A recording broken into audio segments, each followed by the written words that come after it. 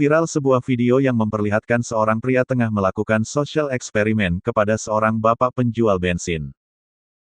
Video tersebut diunggah oleh pemilik akun @nurrohmanadi pada Selasa, tanggal 24 Juni tahun 2021 kemarin. Hingga kini Selasa, tanggal 3 Agustus tahun 2021, video tersebut telah ditonton hingga 16,3 juta kali dan disukai oleh 2,1 pengguna TikTok. Saat dikonfirmasi Tribun News, pengunggah bernama Nurrohman Adi Asajat mengungkapkan, video tersebut dibuatnya pada Senin, tanggal 23 Juni tahun 2021 kemarin. Tepatnya dibuat di daerah Pacet, Mojokerto, Jawa Timur. Awalnya saat itu Adi ingin melewati daerah Cangar dan kebetulan di pojokan jalan ada seorang bapak tengah menjual bensin. Adi dan temannya pun mengaku bingung, akan melakukan apa pada kakek tersebut. Sampai akhirnya Adi memiliki ide secara spontan, yakni melakukan social eksperimen.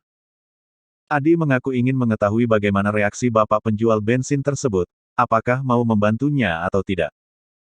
Nyatanya bapak penjual bensin yang diketahui bernama Amin ini tanpa pikir panjang langsung membantu Adi meski ia hanya pura-pura membutuhkan bantuan.